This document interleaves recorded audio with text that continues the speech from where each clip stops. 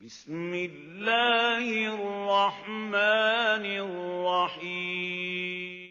ہمارا channel subscribe کرنا اور نوٹیفیکیشن بیل آن کرنا نہ بھولیے گا تاکہ ہمارا رابطہ برقرار رہے۔ حضرت حسین رضی اللہ تعالیٰ عنہ نے ان دنوں میں جو وہاں گزرے ہیں، جتنے بھی کوفی آئے ہوئے تھے نا، اکثر و بیشتر تو کوفے کے لوگ تھے، ان سے کہا کہ میں خود نہیں آیا، تم نے مجھے بلایا تھا۔ نوٹیفیکیشن بیل آن اے فلاں ابن فلاں، کیا تم نے مجھے خط نہیں لکھا تھا کہ آؤ؟ اے فلاں ابن فلاں، کیا تم نے مجھے پیغام نہیں بھیجا تھا کہ یہاں تشریف لائیے؟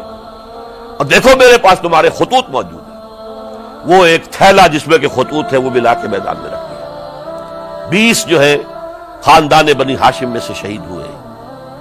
حضرت حسین رضی اللہ تعالیٰ عنہ کا ایک بہت ہی انفنٹ چھوٹا بچہ وہ بھی شہید ہوا۔ ہمارا چینل باقی سبسکرائب سب کرنا مرد، اور نوٹیفیکیشن تمام مرد بیل آن کرنا سوا ایک حضرت حسین کے بیٹے حضرت علی بن حسین زین العابدین کہلائے بعد میں، وہ بیمار تھے، وہ جنگ میں حصہ نہیں لے سکتے تھے، وہ بچ گئے۔ صرف یہ ہے 10 محرم الحرام اور سن 61 ہجری میں حضور کے نواسے، اور جن کے بارے میں حضور نے فرمایا سیدہ شباب اہل الجنہ، حضرت حسین شہید کر دیے گئے۔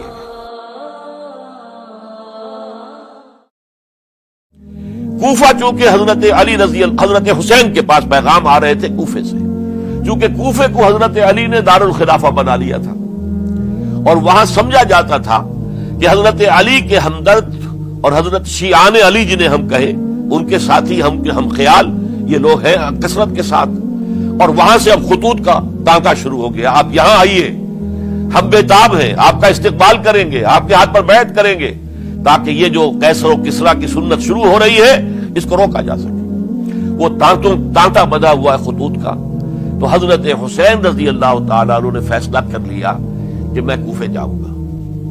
حضرت زبیر روکتے رہ گئے کہ نہیں، کوفیوں پر اعتماد نہ کیجیے، یہ زبانی کلامی ساتھ دیتے ہیں، جب ڈنڈا چلتا ہے تو پھر یہ ہٹ جاتے ہیں میدان سے۔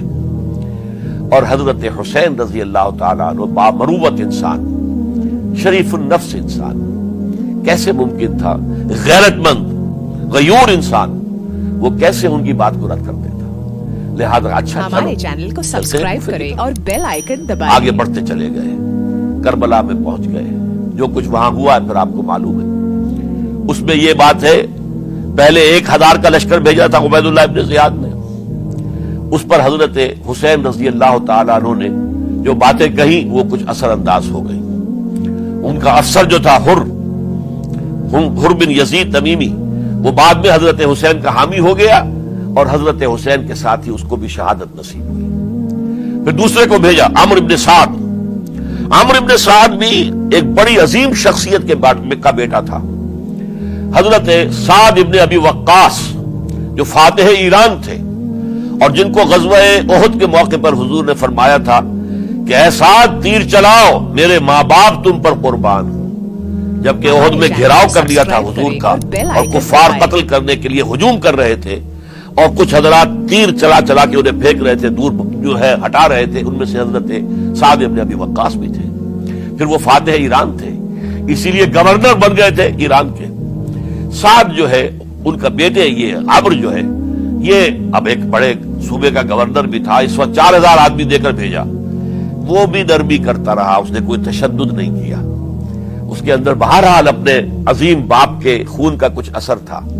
لیکن یہ کہ پھر ابن زیاد کو اطلاع مل گئی کہ عمرو ابن سعد جو ہے وہ تو لے تو لال کر رہا ہے، حملہ نہیں کر رہا، قتل نہیں کر رہا، بلکہ یہ کہ وہ تو اس راستہ بھی دینے کے لیے تیار ہے کہ نہ مدینے کی طرف جائیے اور نہ آپ مکے کی طرف جائیے، نہ کوفے کی طرف جائیے، بلکہ آپ چاہے تو دمشق چلے جائیں، یزید سے اپنا معاملہ کر لیں۔ اس پر ابن زیاد نے پھر وہاں سے خط لکھا ہے، میں نے تمہیں اس کام کے لیے بھیجا تھا، میں نے تمہیں حکم دیا تھا حسین سے میری بیعت لو، یعنی میری بیعت کے ذریعے یزید کی بیعت لو، اور اسے پکڑ کر لا کر میرے سامنے پیش کرو۔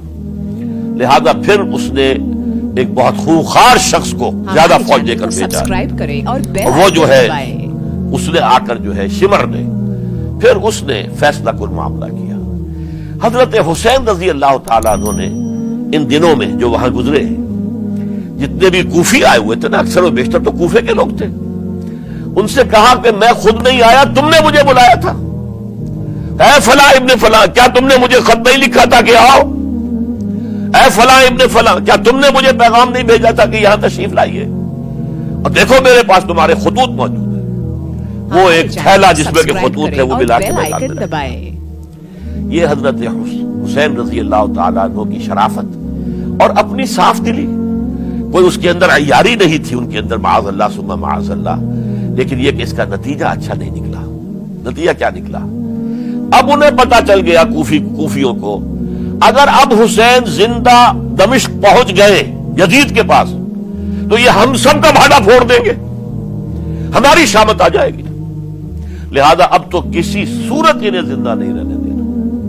یہ ایک بڑا اہم واقعہ، نوٹ کر لیجیے اس کو، اس لیے کہ حضرت حسین نے ایک ایک کا نام لکھا، اے فلاں ابن فلاں، اے فلاں ابن فلاں، اے فلاں ابن فلاں، کیا تم نے خط نہیں لکھا تھا؟ کیا تمہارا پیغام نہیں تھا؟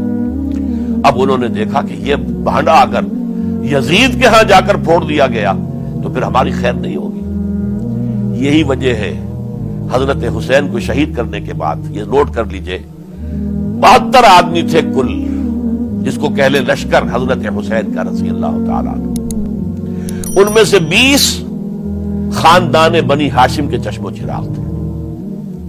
وہ بڑی بہادری سے لڑے، بڑی بہادری سے لڑے، ایک ایک نے لڑ کر جان دی ہے، بہت سو کو مارا ہے۔ یقاتلون فی سبیل اللہ فیقتلون ویقتلون، قتل کر بھی رہے تھے، قتل ہو بھی رہے تھے، ایک ایک کر کے قتل ہو رہے تھے، شہید ہو رہے تھے۔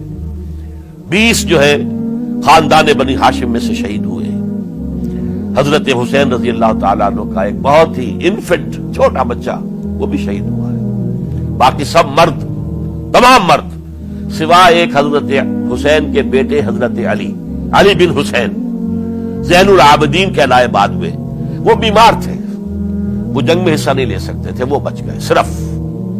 اچھا، حضرت حسین شہید ہو گئے، یہ ہے 10 محرم الحرام سن 61 ہجری۔ کیا مطلب ہے؟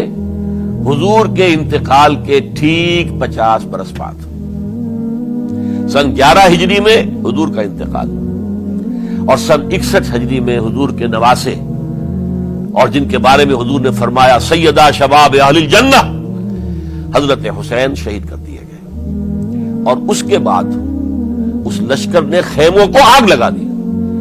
یہاں نکتہ سمجھ لیجیے، آگ کیوں لگائی؟ انہیں معلوم تھا ہمارے خلاف ڈاکومنٹری پروف موجود ہے وہاں پر، وہ ہمارے خطوط کے تھیلے وہاں موجود ہیں، اگر وہ باقی رہ گئے تو ہماری شامت آ جائے گی، ہمیں کون بچائے گا؟ تاکہ وہ ریکارڈ جو ہے ان کا وہ تلف ہو جائے، سارے خطوط جو ہیں وہ جل جائیں، تاکہ ان کے خلاف ثبوت باقی نہ رہے۔ یہ عظیم سانحہ کربلا ہے۔ ہمارے چینل کو سبسکرائب کریں اور بیل آئیکن دبائیں۔